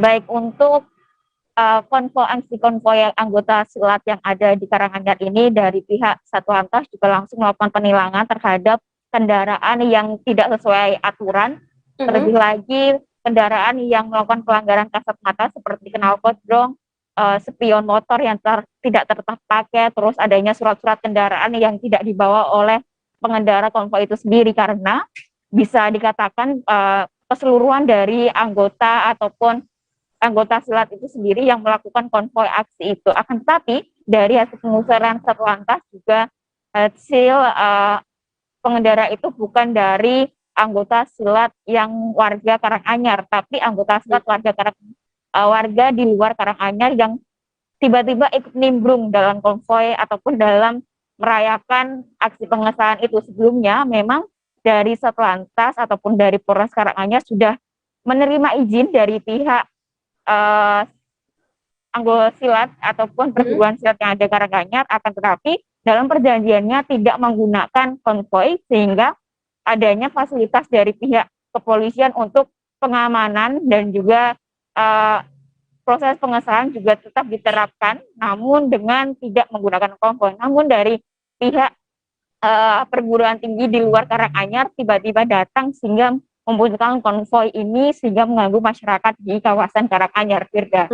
Berarti bisa dikatakan bahwa konvoi ini adalah ilegal dan tidak diperbolehkan oleh pihak kepolisian, begitu, Christine? Iya, terkait dengan itu jadinya dari pihak kepolisian langsung melakukan penilangan dan juga memberikan himbauan dan lakukan langsung pengamanan terhadap 21 kendaraan ini. Apabila nanti dari pengendara ingin mengambil 20 kendaraannya, wajib datang ke kantor Polresta Karanganyar dan langsung memberikan surat-surat keterangan ataupun sepeda motor itu sendiri. Apabila tidak bisa menunjukkan secara langsung, kendaraan itu akan disita dan diamankan oleh Polres Karanganyar. Gitu, Firda.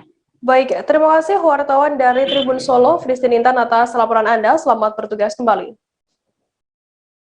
Kita beralih ke informasi selanjutnya, Saudara. 3 oknum PNS di sebuah rumah sakit milik pemerintah ditetapkan menjadi tersangka. Ketiganya berinisial PJ, LS, dan PS dilaporkan Nur Irwanto Suryawan pada Juli 2020 lalu di Mapolda Sumut atas kasus dugaan penipuan dan penggelapan dengan modus menjanjikan menjadi pegawai di rumah sakit. Termakan bujukan korban memberikan uang sebesar 150 juta rupiah agar dapat menjadi pegawai. Untuk mengetahui informasi lebih detailnya sudah bergabung bersama kami wartawan dari Tribun Medan, ada Fadli yang akan memberikan laporannya langsung dari Medan. Halo Fadli. Halo Firda. Fadli, bisa Anda jelaskan bagaimana modus pelaku ini melakukan dugaan penipuan dan juga penggelapan kepada korbannya?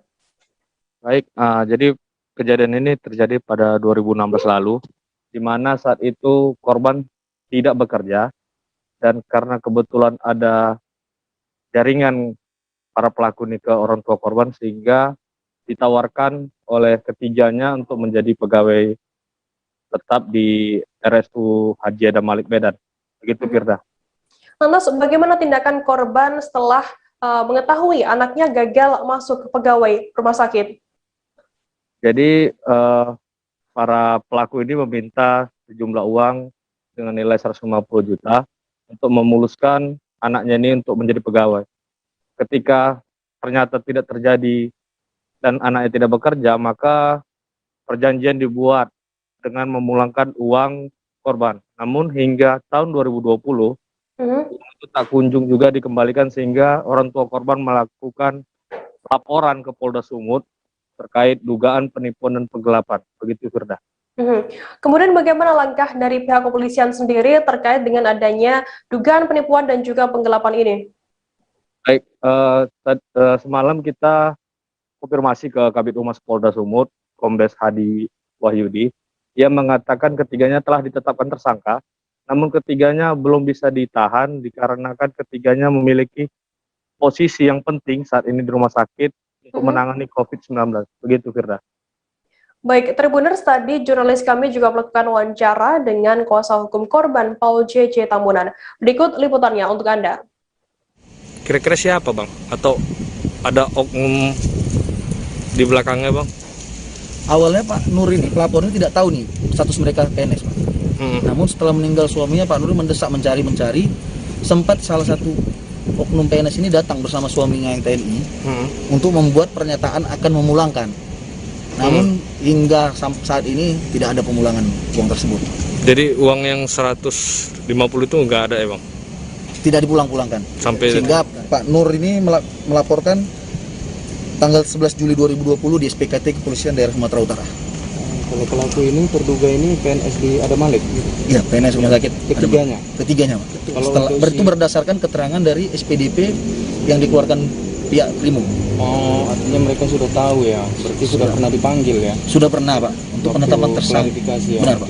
Untuk penetapan tersangka, status sebagai tersangka, panggilan tidak pernah dihadiri. Dengan alasan penyidik, waktu itu dia opname. Belakangan ini dikatakan yang salah satu tersangka kena COVID. Untuk yang dua lagi tidak pernah ditemukan di rumah maupun di tempat kerjanya. Ketiganya PNS? PNS, Pak. Jadi waktu status mereka sebagai terlapor, mereka masih hadir dipanggil? Masih hadir untuk wawancara. Iya, klarifikasi. Iya, benar. Bang, kemudian kan ini sudah 3 kali dipanggil, ada surat perintah membawa paksa, dan itu belum dilakukan Polda Sumut. Harapan kita gimana, Pak? Harapan kita, Pak, semoga pihak penyidik Krimum Polda Sumut segera menangkap para pelaku. untuk mencegah hal-hal yang sama terulang kembali lagi. Informasi tadi sekaligus menutup perjumpaan kita dalam live update hari ini. Jangan lupa saksikan terus live update di seluruh kanal YouTube dan Facebook Tribun Network. Saya, Firadana, wakil kru yang bertugas pamit undur diri. Terima kasih dan sampai jumpa. Jangan lupa like, subscribe, dan share ya!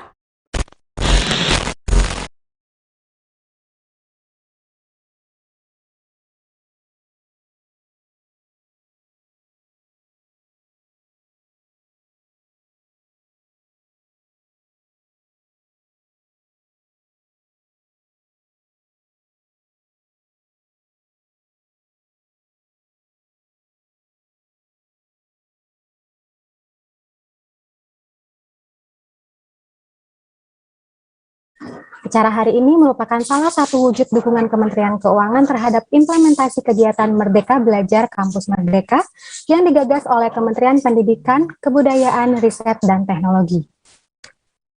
Untuk memahami lebih dalam seperti apa harapan dari para perguruan tinggi terhadap program kerjasama ini, marilah kita ikuti bersama sambutan dari para rektor perguruan tinggi negeri. Pertama, kami mengundang dengan hormat Rektor Universitas Padjadjaran untuk menyampaikan sambutannya. Kepada Ibu Rina Indiastuti, kami silakan. Baik, suara saya terdengar ya. Terima kasih. Baik, Bismillahirrahmanirrahim. Assalamualaikum warahmatullahi wabarakatuh. Saya izin buka. Yang kami hormati Menteri Keuangan Republik Indonesia Ibu Sri Mulyani Indrawati, Bapak Sekretaris Jenderal Kementerian Keuangan Republik Indonesia Bapak Heru Pambudi, Bapak Direktur Jenderal Pendidikan Tinggi Kementerian Pendidikan, Kebudayaan, Riset, dan Teknologi Profesor Nizam, dan yang terhormat Rektor Universitas Jember, Rektor Universitas Pembangunan Nasional Veteran Jakarta, para narasumber dan moderator, para mahasiswa yang kami banggakan dari 3 perguruan tinggi dan perguruan tinggi lain, dan para undangan yang berbahagia. Assalamualaikum warahmatullahi wabarakatuh. Pertama, puji syukur kita panjatkan bahwa pagi hari ini kita dapat berkumpul untuk melakukan kegiatan yang sangat-sangat penting, bahwa pada hari ini insya Allah segera akan ada penantangan MOU dan perjanjian kerjasama yang dilakukan oleh Kementerian Keuangan dengan 3 perguruan tinggi negeri, yaitu Universitas Padjadjaran, Universitas Jember, dan Universitas Veteran Jakarta. Tentu saja kami atas nama pimpinan dan Sivitas Akademika Universitas Padjadjaran sangat-sangat berterima kasih pada Ibu Menteri Keuangan Republik Indonesia, Ibu Sri Mulyani Indrawati, atas kesempatan yang diberikan pada perguruan tinggi negeri untuk mendukung program kolaborasi peningkatan kapasitas sumber daya manusia, khususnya di dalam membangun kompetensi mahasiswa di bidang pengelolaan keuangan negara melalui program Merdeka Belajar Kampus Merdeka. Tentu saja kami insan kampus harusnya bisa memahami lebih jelas melalui program Merdeka Belajar ini, karena terima kasih nanti kesempatan untuk program magang, kesempatan untuk mendengarkan kuliah dan penjelasan langsung dari Ibu Menteri dan juga pejabat dari Kementerian Keuangan kepada para mahasiswa kami dan kepada para dosen.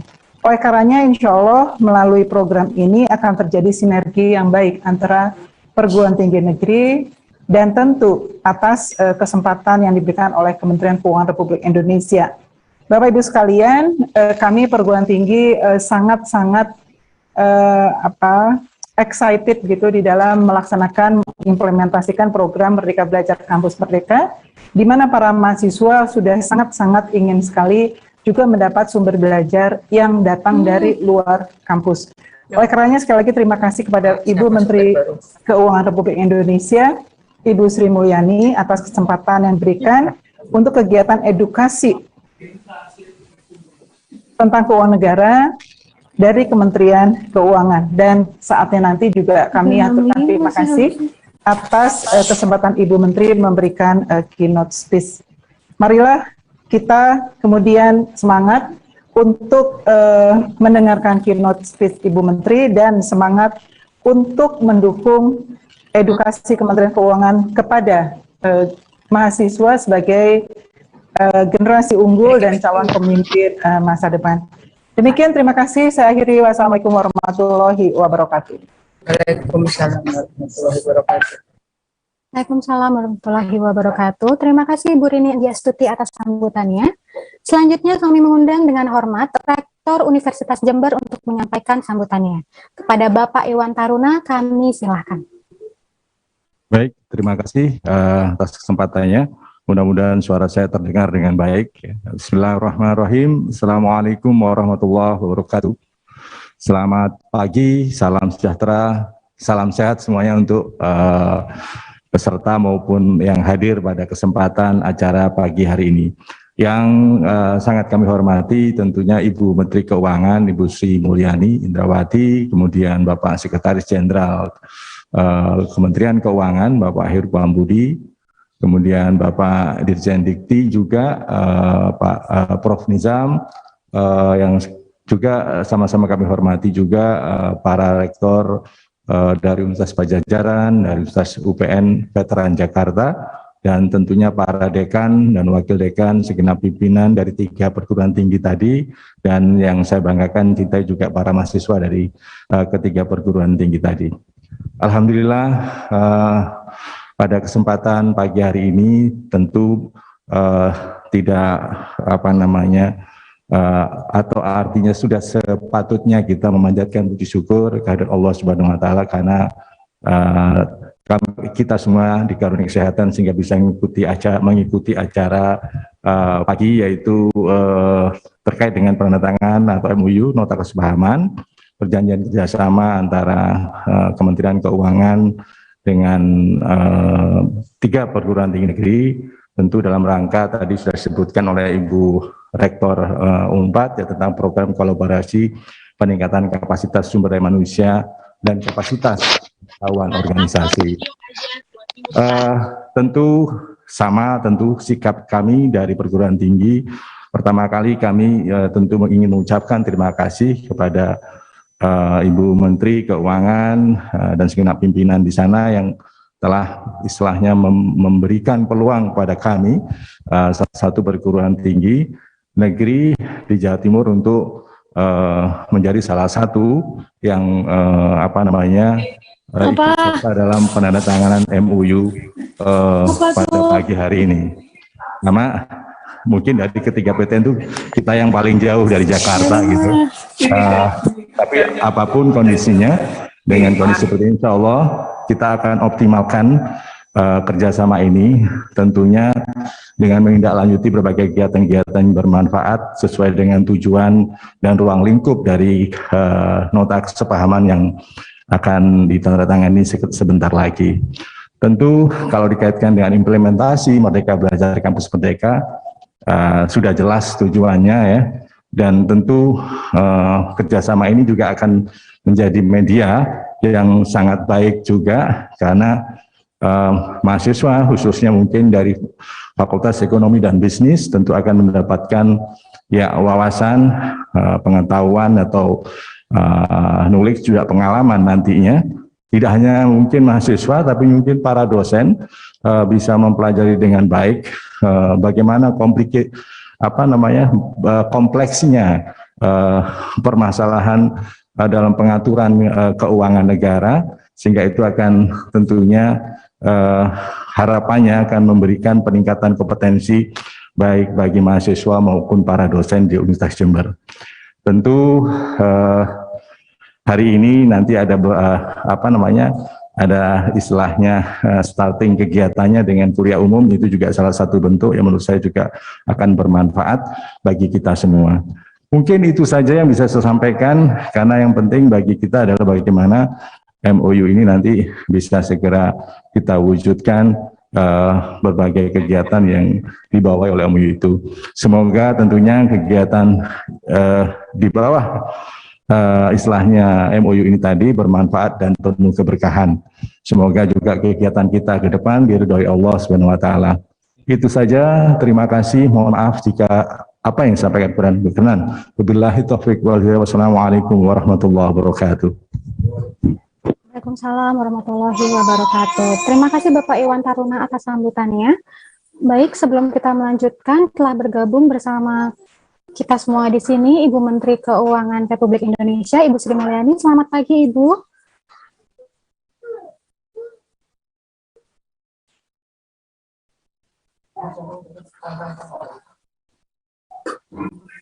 Mohon izin panitia bisa di spotlight.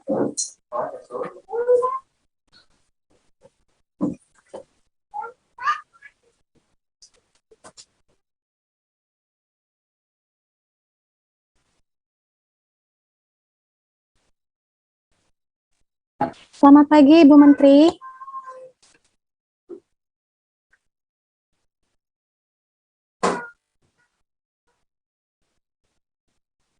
Baik, sepertinya ada kendala teknis di tempat Ibu Sri Mulyani. Baik, kita lanjutkan saja. Selanjutnya kami mengundang dengan hormat Rektor Universitas Pembangunan Nasional Veteran Jakarta untuk menyampaikan sambutannya. Kepada Ibu Erna Hernawati, kami silakan.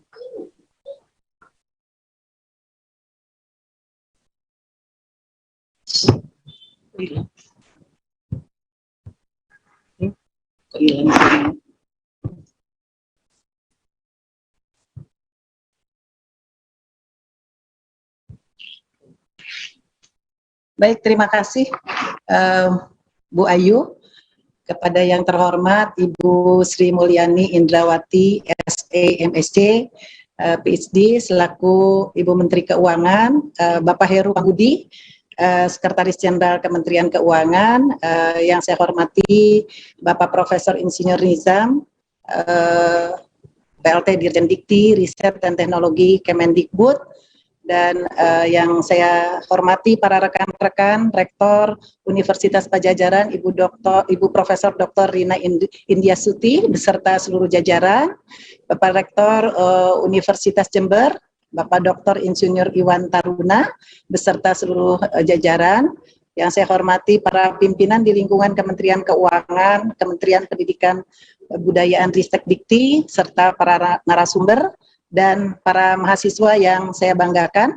Assalamualaikum warahmatullahi wabarakatuh. Selamat pagi, salam sejahtera bagi kita semua. Om Swastiastu, Namo Buddhaya, salam kebajikan. Alhamdulillah, puji syukur pada Allah Subhanahu wa taala. Hari ini kami khususnya kita semua diberikan kesehatan untuk bisa berkumpul di dalam acara yang sangat buat kami ini sangat bermanfaat. Dan tentunya terima kasih banyak atas kesempatan yang diberikan kepada khususnya UPN Veteran Jakarta. Mungkin juga di sini sudah beserta teman-teman rekan-rekan dari Universitas Pajajaran dan Universitas Jember untuk diikut sertakan di dalam acara edukasi Kementerian Keuangan untuk membangun generasi unggul, khususnya dalam kegiatan utamanya adalah melakukan MOU. Nah, tentunya MOU dengan Kementerian Keuangan ini bagi kami merupakan kebanggaan tersendiri ya, karena memang Kementerian Keuangan ini khususnya bagi para mahasiswa, sepertinya di tempat kami ini merupakan tempat magang yang dicita-citakan mereka gitu. Jadi dengan adanya MOU ini tentunya akan sangat membantu ya semangat dari para mahasiswa kami untuk bisa mengikuti kesempatan-kesempatan yang diberikan oleh Kementerian Keuangan ini.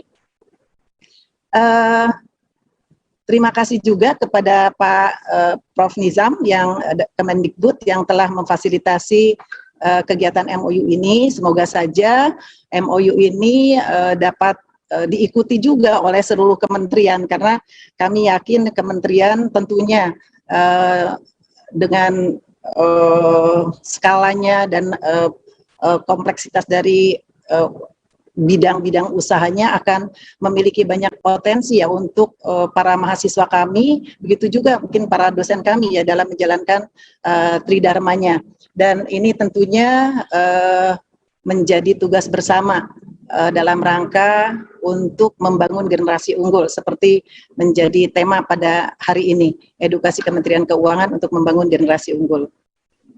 Sebetulnya dengan Ibu Menteri, Pak Sekjen, sebetulnya sebelum MOU ini berlangsung, kami ini sudah banyak yang mendapatkan manfaat dari Kementerian Keuangan ini karena kami melihat betul komitmen dari Kementerian Keuangan di dalam mendukung program-program yang ada di universitas. Jadi khususnya seperti di UPN Veteran Jakarta ini sudah cukup banyak bantuan-bantuan dari kementerian, baik dalam narasumber, lalu juga magang mahasiswa pun sudah dilakukan, lalu juga proyek-proyek dengan dosen. Nah, tapi tentunya dengan adanya MOU ini akan lebih meningkatkan, semoga ini pastinya akan meningkatkan frekuensi jumlah-jumlah dari kegiatan-kegiatan yang melibatkan mahasiswa dan para dosen. Nah, selanjutnya dari MOU ini kami akan segera menyusun kompetensi, mungkin ya kami akan segera menyusun beserta teman-teman di Kementerian Keuangan ini untuk menyusun kompetensi apa saja yang bisa diberikan atau bisa diperoleh oleh mahasiswa ketika mereka menjalankan program MBKM, karena MBKM ini untuk kegiatan di 8 program, salah satunya memiliki bobot 20 SKS. Jadi dengan 20 SKS ini adalah hampir setara antara 6 dan 7 mata kuliah, sehingga ini betul-betul memang harus dikelola dengan baik agar mahasiswa dengan waktu selama setara dengan 1 semester ini dapat memiliki memperoleh kemampuan-kemampuan yang dapat mendukung mereka nantinya ketika terjun ke masyarakat. Sekali lagi, terima kasih banyak kepada Bu Menteri beserta seluruh jajarannya, Prof. Nizam beserta seluruh jajarannya atas kegiatan hari ini yang sangat-sangat membantu kami sebagai pengelola di universitas maupun di fakultas dalam menjalankan implementasi dari MBKM dalam rangka membangun generasi unggul. Wabillahi taufik wal hidayah. Wassalamualaikum warahmatullahi wabarakatuh.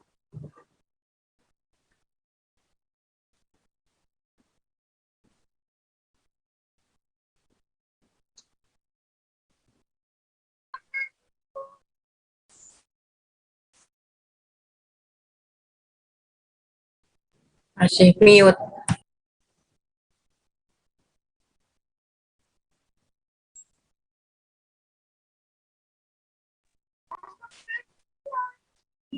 Baik, selanjutnya mari kita saksikan bersama video sambutan dari PLT Direktur Jenderal Pendidikan Tinggi, Riset dan Teknologi. Kepada panitia kami silakan untuk memutarkan videonya.